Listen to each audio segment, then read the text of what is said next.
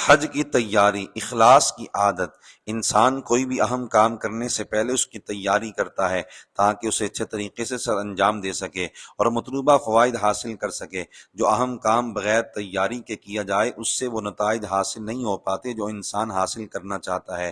مسلمان کے لیے سب سے زیادہ ضروری کاموں میں سے ایک حج بیت اللہ ہے، تبھی تو انسان ایک عرصے تک اس کی تمنا کرتا ہے۔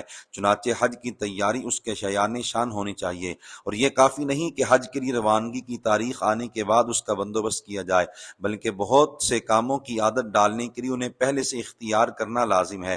بدنی عبادت ہو یا مالی، سب کی قبولیت کے لیے اخلاص بہت اہم ہے۔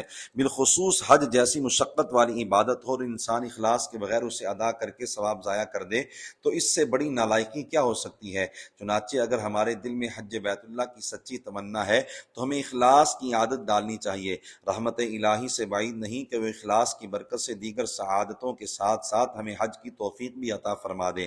پھر جب اخلاص کے ساتھ حج ہوگا تو اس کی برکتوں کے کیا کہنے۔ اخلاص کا مطلب ہے کہ کسی بھی عمل کا اصل مقصد فقط اللہ تعالیٰ کی رضا حاصل کرنا ہو، ریاکاری، دکھاوا اور دنیا والوں سے داد وصول کرنے کی خواہش وغیرہ نہ ہو۔ اخلاص کی اہمیت۔ اخلاص کو حکم دیتے ہوئے رب تعالیٰ نے فرمایا فَمَن كَانَ يَرْجُو لِقَاءَ رَبِّهِ فَلْيَعْمَلْ عَمَلًا صَالِحًا وَلَا يُشْرِكْ بِعِبَادَةِ رَبِّهِ أَحَدًا۔ تو جسے اپنے رب سے ملاقات کی امید ہو اسے چاہیے کہ نیک کام کرے اور اپنے رب کی عبادت میں کسی کو شریک نہ کرے۔ شرک اکبر سے بھی بچے، اللہ تعالیٰ کے علاوہ کسی کی عبادت نہ کرے، اور شرک اصغر سے بھی بچے، اخلاص کے ساتھ فقط اللہ تعالیٰ کی رضا کے لیے عمل کرے، لوگوں کو دکھانا مقصود نہ ہو۔ حج میں اخلاص۔ پروردہ آغوش نبوت سیدنا انس بن مالک رضی اللہ تعالیٰ عنہ سے روایت ہے کہ رسول اللہ صلی اللہ علیہ وآلہ وسلم نے یعنی امت کی تربیت کے لیے دوران حج رب تعالیٰ کی بارگاہ میں التجا کی، اللہم حجۃ لا ریاء فیہا ولا سمعۃ، اے اللہ اسے ایسا حج بنا دے یعنی جو فقط تیری رضا اور تیرے قرب کے لیے ہو، جس میں دنیا والوں کو دکھانا یا سنانا نہ ہو۔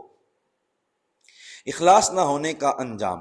سیدنا ابو سعید بن ابو فضالہ انصاری رضی اللہ تعالیٰ عنہ سے روایت ہے کہ سرور عالم صلی اللہ علیہ وآلہ وسلم نے فرمایا، قیامت کے دن میں کوئی شک نہیں، اس دن جب اللہ تعالیٰ لوگوں کو جمع فرمائے گا تو یعنی اللہ تعالیٰ کی طرف سے ایک اعلان کرنے والا فرشتہ اعلان کرے گا، من کان اشرک فی عمل عملہ للہ احدا فلیطلب ثوابہ من عند غیر اللہ فإن اللہ اغنی الشرکاء عن الشرک، یعنی جس نے اللہ تعالیٰ کی رضا کے لیے کیے ہوئے کام میں کسی کو شریک ٹھہرایا تھا، یعنی دنیا داروں سے داد دینے کی بھی خواہش تھی، تو اس کا ثواب اللہ تعالیٰ کے علاوہ کسی اور سے مانگے، یعنی جس کو دکھایا تھا اس سے اجر مانگے، کیونکہ اللہ تعالیٰ شرکی عمل سے بے نیاز ہے، یعنی اللہ تعالیٰ کی بارگاہ میں وہی عمل قبولیت کا مستحق ہے جو خالص طور پر اس کی رضا کے لیے کیا گیا۔ جس عمل سے ریاکاری مقصود تھی اللہ تعالیٰ کو اس کی کوئی ضرورت نہیں۔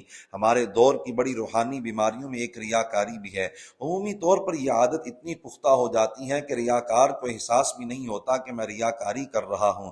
پھر جو شخص اپنی اس بیماری کا علاج نہ کرے اور اخلاص کی عادت نہ اپنائے وہ حج و عمرہ بھی اخلاص سے ادا نہیں کر پاتا۔ حج و عمرہ میں ریاکاری کی مختلف صورتیں ہیں۔ نمبر ایک، روانگی سے پہلے داد و تحسین لینے کے لیے اپنے سفر کی تشہیر کی جاتی ہے، دعوتوں کا اہتمام ہوتا ہے اور یہ نوٹ کیا جاتا ہے کہ کس کس نے دعوت کی تھی اور کون کون دعوت میں شریک ہوا تھا۔ نمبر دو، عین حرم شریف جہاں اپنے گناہوں کو یاد کر کے ہر لمحہ توبہ و استغفار میں مشغول ہونا چاہیے، وہاں پر لوگ اپنی تصویریں بنانے میں مصروف رہتے ہیں۔ اسی طرح سید عالم صلی اللہ علیہ وآلہ وسلم کے چہرہ مبارکہ کے سامنے جہاں سانس بھی ادب سے لینا چاہیے وہاں سیلفیاں بنا رہے ہوتے ہیں، بلکہ اس مقصد کے لیے رحمت عالم صلی اللہ تعالیٰ علیہ وآلہ وسلم کی طرف پشت کرتے ہوئے بھی نہیں شرماتے۔ نمبر تین، حج کے بعد یہ پسند کرتے ہیں کہ لوگ انہیں حاجی یا الحاج کہہ کر پکاریں۔ ہم کسی دوسرے کو یہ نہیں کہیں گے کہ وہ ریاکار ہے، دلوں کا حال اللہ تعالیٰ جانتا ہے، تاہم اپنی اصلاح ضروری ہے۔ شہزادہ اعلیٰ حضرت مفتی اعظم ہند مولانا مصطفیٰ رضا خان علیہ الرحمہ نے فرمایا، نفس بدکار نے دل پر یہ قیامت توڑی، عمل نیک کیا بھی تو چھپانے نہ دیا۔